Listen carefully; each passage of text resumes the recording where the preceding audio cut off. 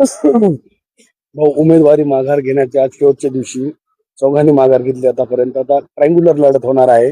महाविकास आघाडीमध्येच फूट पडल्याचं दिसून आलं. माजी आमदार सुरेश देशमुख यांच्या चिरंजीवाचा अर्ज कायम आहे. मग आता काय रणनीती असणार पुढे तुमची?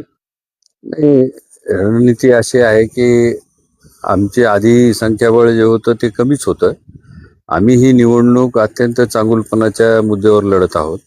लोकांना अपील करत आहोत की बाबा आम्ही एक चांगला उमेदवार म्हणून तुमच्यासमोर उभा आहे आणि तुम्ही आम्हाला ह्या गोष्टीसाठी प्राधान्य द्या आणि ह्या पद्धतीने आम्ही निवडणूक लढवू.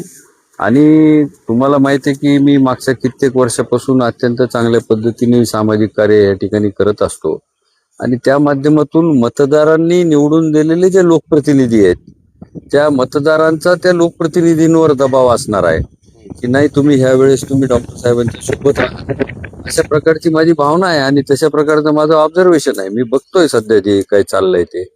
आणि तुम्ही जे म्हणताय ना महायुतीचं गणित आकड्याचं, तर महायुतीच्या आकड्याचं गणित जरी तुम्हाला आता वरकरणी सगळं चांगलं वाटत असेल तरी तुम्ही त्याचा खोलवर जर अभ्यास केला तर तुम्हाला बऱ्याच गोष्टी लक्षात येतील. आता गणित नाही तुमच्यासोबत, त्यात महाविकास आघाडीमध्ये फूट आहे. मग ध्येय कसं साधणार? नाही, ध्येय साधणार, प्रचंड मेहनत करणार, प्रत्येक मतदाराला भेटणार, आपली भूमिका समजावून सांगणार आणि आम्ही निश्चित विजयी होणार. शिवसेनेची जागा आहे परभणी, ती कायम असणार कारण दोन ठाकरे आणि शिंदेमध्ये लढत आहे. त्यात ट्रायंग्युलर लढत ही आहेत. मात्र आता निवडणूक आहे, ही कायम असणार का? निश्चित आमदारकी निश्चित ही जागा कायम राहील. ही उद्धव बाळासाहेब ठाकरे गटाकडे कायम राहील. हो, आपण पाहिलं की महायुतीकडं संपूर्ण महाराष्ट्रात ज्या प्रकारे त्यांनी 17 जागा त्यांचं म्हणणं आहे की आम्ही निवडणूक जिंकणार, तर महायुतीकडून भाजप झाले आणि एकनाथ शिंदे शिवसेना सगळे मंत्री, मोठमोठे मंत्री तुमच्या विरोधात येणार आहेत. मग ही निवडणूक तुम्हाला वाटत नाही का की सत्ता आहे सगळं तिकडं, सगळं पैसा सत्ता सगळं आहे तिकडं? निवडणूक कुठलीही सोपी नसते, आव्हानात्मकच असते. निवडणुकीमध्ये कुठलाही उमेदवार कमजोर नसतो. त्यांनी ही गोष्ट लक्षात घेतली पाहिजे आणि आम्ही सुद्धा त्याच पद्धतीने काम केलं पाहिजे. ही माझ्यासाठी पहिली निवडणूक नाही. मी सर्वांसाठी या जिल्ह्यामध्ये कमीत कमी 8 ते 10 सार्वत्रिक निवडणुका लढवलेल्या आहेत. निवडणुकाचं नियोजनच परभणी शहराचं मी नेहमी करत असतो आणि ही निवडणूक जरी थोडी भिन्न असली तरी मला खात्री आहे की याच्यामध्ये तुम्हाला कुठल्या एका विशिष्ट वस्तूंवर अवलंबून राहण्याची गरज नाहीये. तुम्हाला एक चांगल्या पद्धतीचा प्रचार प्रसार करूनही तुम्ही हे निवडून येऊ शकता या निवडणुकीमध्ये.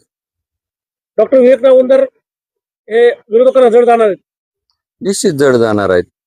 कारण विवेक नावंदर हा 24 तास उपलब्ध असणारा माणूस आहे, 24 तास मोबाईल चालू ठेवणारा माणूस आहे, लोकांशी कनेक्टेड माणूस आहे, लोकांसाठी अवेलेबल माणूस आहे. जी राजकारणामध्ये ज्या लागतात ह्या सगळ्या गोष्टी आहेत. आणि मी एक प्रामाणिक माणूस आहे. माझं सगळ्यात मोठं भांडवल माझा चांगुलपणा आहे. मी तुम्हाला वारंवार तेच सांगत आहे. आणि मी ज्या काही निवडणुकीला लागणाऱ्या सगळ्या गोष्टी त्यातच तेवढं कमी पडणार नाही एवढंही मी निश्चितपणे तुम्हाला सांगू शकतो. काय आजकाल नुसतं चांगुलपणा सांगूनही तुम्हाला कोणी तुमच्या पाठीशी येईल असं नसतं, हे मलाही कळण्यात कमी काही मूर्ख नाहीये. पण त्याच वेळी मला वाटतं की चांगुलपणाच्या सोबत आपण आपल्याला जे काही निवडणुकीसाठी यंत्रणा राबवावी लागते ती आम्ही निश्चितपणे चांगल्या पद्धतीने राबवू.